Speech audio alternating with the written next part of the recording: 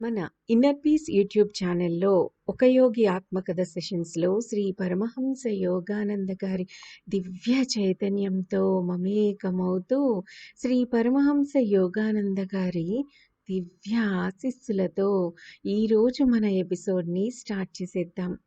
ఈరోజు మనం గులాబీల మధ్య సాధువు గురించి తెలుసుకోబోతున్నాం. ఆ సాధువు పేరు లూథర్ బర్బాంక్. మొక్కల పెంపకాన్ని మెరుగుపరచడంలో శాస్త్రజ్ఞానం మాట అలా ఉంచి పనికి వచ్చే ముఖ్యమైన కిటుకు ప్రేమ. ఈ విజ్ఞత వ్యక్తం చేసిన వారు లూథర్ బర్బాంక్. ఇది మనలో చాలామంది ఈ విషయాన్ని ఎక్స్పీరియన్స్ చేశారు కూడా. ఆ ఎక్స్పీరియన్సెస్ని మన వాట్సాప్ గ్రూప్లో కూడా షేర్ చేసుకున్నారు.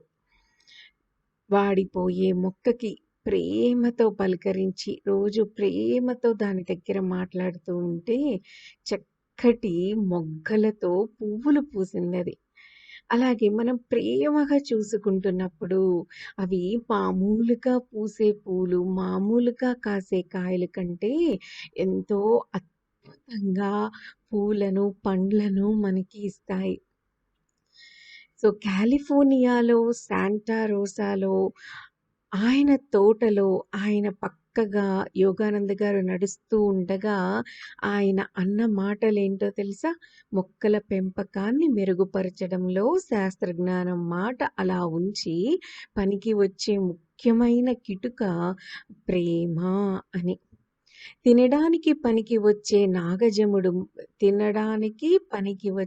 నాగజముడు మొక్కల మడి దగ్గర ఆగారు వారు. ఆయన ఇంకా ఏం చెప్పారు అంటే యోగానంద గారితో, ముళ్ళు లేని నాగజముడు తయారు చేయడానికి నేను ప్రయోగాలు నడుపుతూ ఉన్నప్పుడు ప్రేమ స్పందనలు సృష్టించడానికని నేను తరచుగా మొక్కలతో మాట్లాడుతూ ఉండేవాణ్ణి. నువ్వేం భయపడక్కర్లేదు అంటూ మొక్కకు చెప్పేవాణ్ణి. కాపుదల కోసం నీకీ ముళ్ళు అక్కర్లేదు, నేను నిన్ను కాస్తాను అని. క్రమంగా ఎడారుల్లో పెరిగే ఉపయోగకరమైన ఈ మొక్క ముళ్ళు లేని రకంగా మారింది. ఎంత అద్భుతమైన విషయమో చూడండి.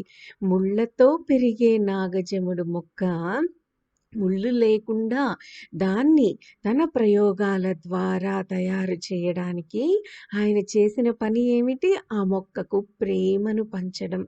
నువ్వేం భయపడక్కర్లేదు, కాపుదల కోసం నీకీ ముళ్ళిప్పుడు అక్కర్లేదు, నేను నిన్ను చక్కగా చూసుకుంటాను, నీకే నష్టం, ఏ బాధ కలగనివ్వను, సో నీకిప్పుడు ముళ్ళు అవసరం లేదు అని దానికి చెబుతూ ఉండగా క్రమంగా మొక్క ఎలా మారింది? ముళ్ళు లేని నాగజముడు మొక్కగా మారిందట. ఈ అలౌకిక ఘటనకు ఇది మిరాకిల్లే కదా! ఈ మిరాకిల్ వినంగానే యోగానంద గారు ముగ్ధుడయ్యారు. లూథర్ గారు, మౌంట్ వాషింగ్టన్ కొండ మీద మా తోటలో నాటడానికి నాకు కొన్ని నాగజముడు ఆకులు ఇవ్వండి అని కోరారు యోగానంద గారు ఆయన్ని. దగ్గరలో ఉన్న ఒక పనివాడు కొన్ని ఆకులు యోగానంద గారికి తుంచి ఇవ్వడానికి తయారయ్యాడు. బర్బాంక్ అతన్ని ఆపారు. స్వామివారి కోసం నేనే వాటిని తుంచి ఇస్తాను అంటూ 3 ఆకులు యోగానంద గారికి ఇచ్చారు. తర్వాత వాటిని నాటారు యోగానంద గారు. అవి క్రమంగా పెద్ద తోటగా వృద్ధి అవుతూ ఉంటే చూసి ఎంతో ముచ్చటపడ్డారు. తాము సాధించిన వాటిలో చెప్పుకోదగ్గ మొదటి విజయం పెద్ద రకం బంగాళదుంప అని చెప్పారాయన. ఆ మహా ఉద్యాన శాస్త్రవేత్త ఆ బంగాళాదుంప ఇప్పుడు ఆయన పేరుతోనే ప్రసిద్ధికెక్కింది.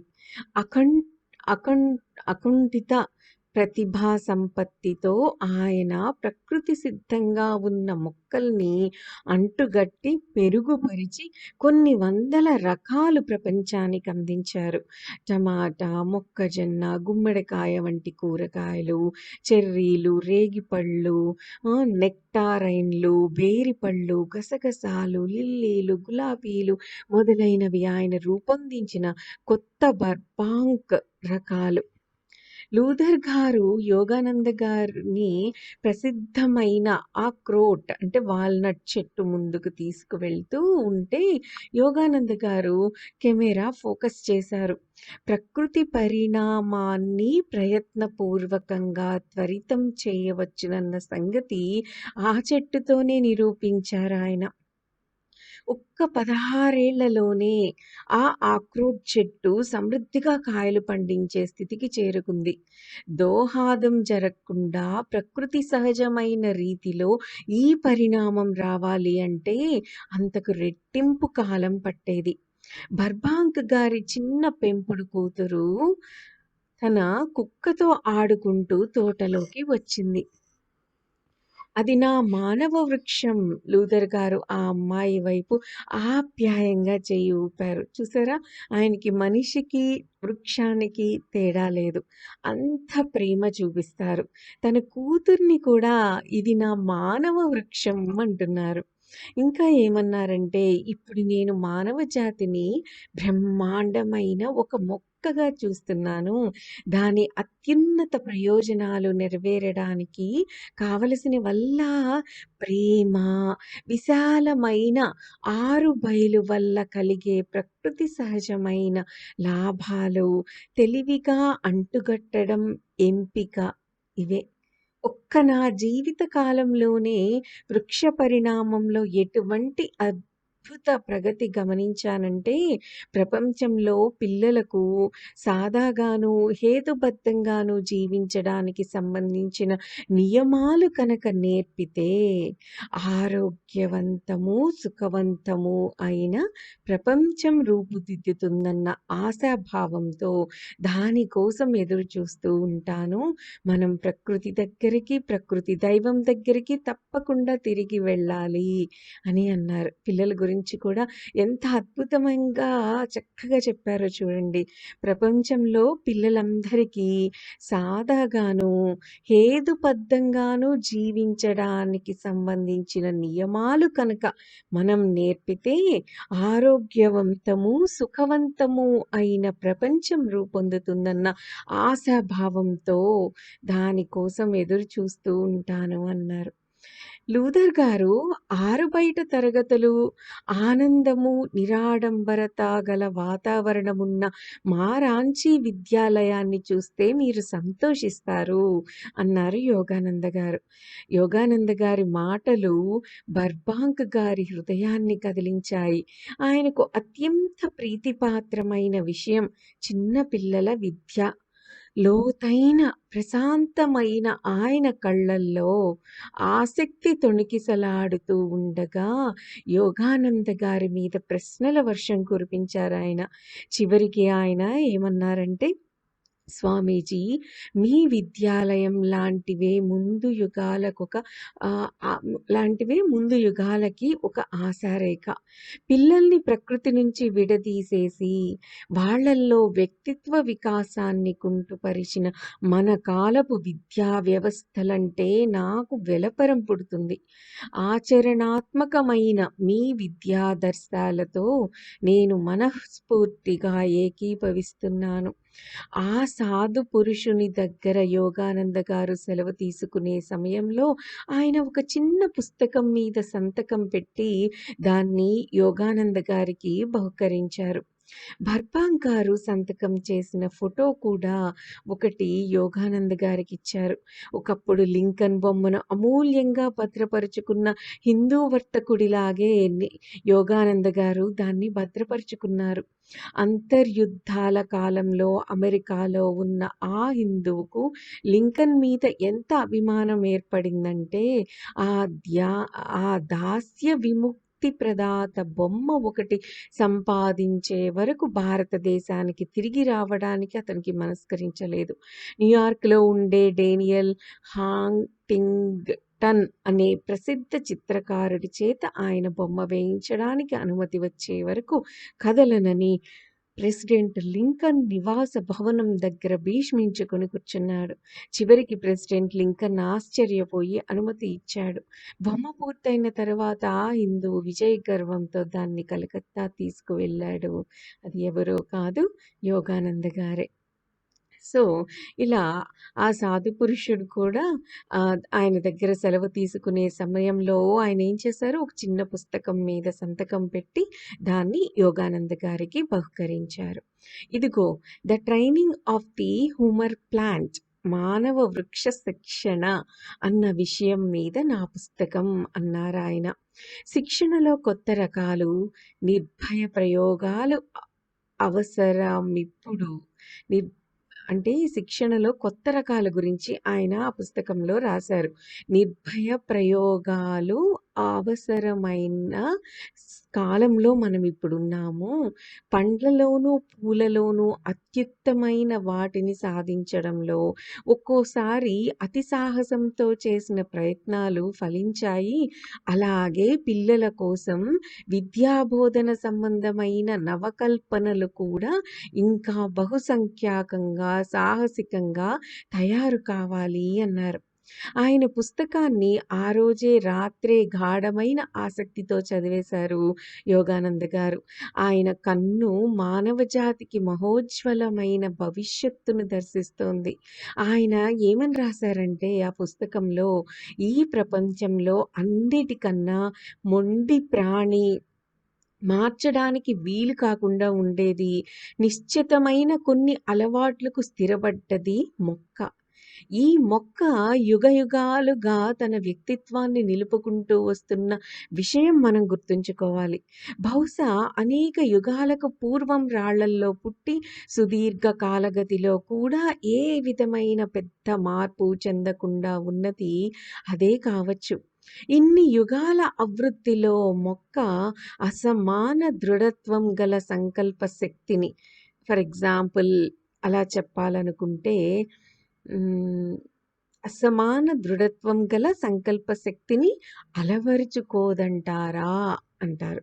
అంటే ఇన్ని యుగాల ఆవృత్తిలో మొక్క అసమాన దృఢత్వం గల సంకల్ప శక్తిని అలవరుచుకుంటుందా అని. నిజానికి కొన్ని రకాల తాటి చెట్ల లాంటి మొక్కలు ఎంతగా మార్పుకు లోను కాకుండా ఉంటాయంటే, ఇంతవరకు ఏ మానవ శక్తి వాటిని మార్చలేకపోయింది. మొక్క సంకల్ప శక్తితో పోలిస్తే మానవ సంకల్ప శక్తి చాలా బలహీనమైనది. కానీ మొత్తం మొక్కకున్న యావజ్జీవ దృఢత్వం కేవలం ఇంకో కొత్త జీవితో దాన్ని కలిపినంత మాత్రాన ఎలా విచ్ఛిన్నమైందో చూడండి. సంకరణ సంకర సంకరకరణం వల్ల దాని జీవితంలో సంపూర్ణము, శక్తివంతము అయిన మార్పు తీసుకురావడం జరిగింది. అంతే కదా! ఇప్పుడు వాటిలో ఉన్న జీన్స్‌ని కూడా మారుస్తున్నారు. దానివల్ల మనకి ఇప్పుడు కొబ్బరి బోండాల చెట్లు చిన్న చెట్లకే కాసేస్తూ ఉంటాయి. అలా హైబ్రిడ్‌గా మారుస్తున్నారు కదా! అలా మార్పు తీసుకురావడం అన్నది జరిగింది మొక్కల్లో కూడా. సో, దృఢత్వంలో ఆ విచ్ఛిన్నత వచ్చినప్పుడు దాన్ని ఓర్పుగా పర్యవేక్షిస్తూ, ఎంపిక చేస్తూ, ఆ మార్పును గనుక స్థిరపరిస్తే కొత్త మొక్క కొత్త రీతిగా జీవిస్తుంది. పాత రీతికి తిరిగి పోనే పోదు. చివరికి దాని దృఢ సంకల్ప శక్తి విచ్ఛిన్నమై పరివర్తమవుతుంది. అంటే ఎన్నో ఏళ్లగా అదే స్థితిలో అలాగే పెరుగుతూ, అలా ఏ మార్పు లేకుండా పూర్తి దృఢ సంకల్ప శక్తితో పెరుగుతూ వస్తున్న మొక్కకి మనం దాని జీన్స్‌ని మార్చి, హైబ్రిడ్‌గా మార్చి దాన్ని అలా ఆ మార్పును స్థిరపరిస్తే కొత్త మొక్కలేం చేస్తాయి? కొత్త రీతిగా జీవించడం మొదలుపెడతాయి. పాత రీతికి తిరిగి వెళ్ళవు. సో, చివరికి దాని సంకల్ప శక్తి ఏమవుతుంది? పాతగా ఉండే దృఢ సంకల్ప శక్తి మొత్తం పోయి పూర్తిగా కొత్తగా నూతనంగా పరివర్తన చెందుతుంది. అదే ఎంతో సందేశశీలనంగాను సమ్యంగా అంటే ఈ పద్ధతి ఎంతో సంవేదనాశీలంగాను, నమ్యంగాను ఉండే శిశు స్వభావ విషయంలో అయితే సమస్య చాలా తేలికవుతుంది.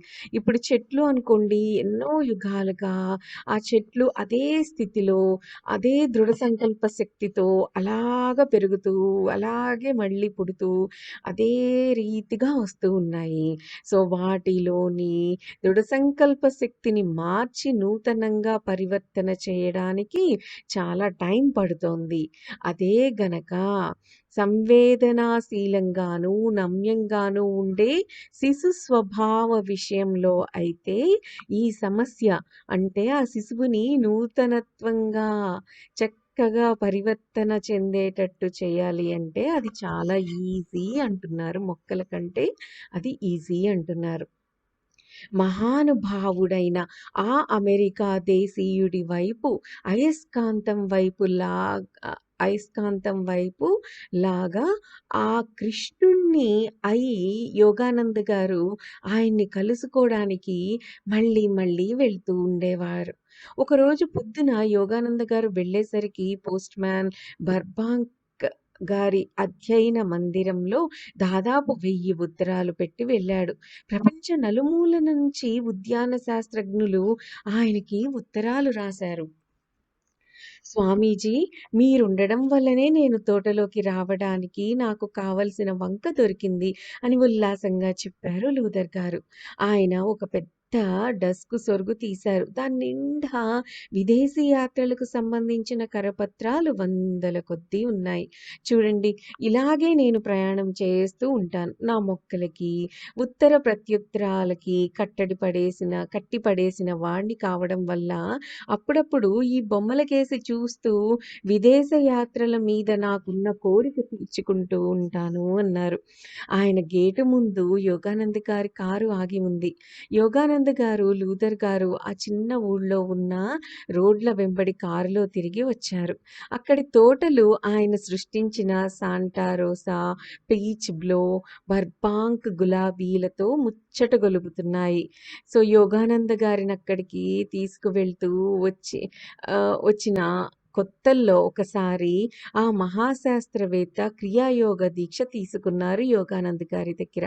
స్వామీజీ, నేను దీక్ష యోగ సాధన చేస్తున్నాను అన్నారాయన. యోగంలో వివిధ అంశాల గురించి ఆలోచనాత్మకమైన ప్రశ్నలనేకం వేసిన మీదట లూథర్ గారు మెల్లగా ఏమన్నారంటే, నిజానికి పాశ్చాత్య ప్రపంచం ఇప్పటికీ ఇంకా అన్వేషించడం మొదలుపెట్టని బ్రహ్మాండమైన విజ్ఞాన నిధులు ప్రాచ్య ప్రపంచానికి లభించి ఉన్నాయి అన్నారు.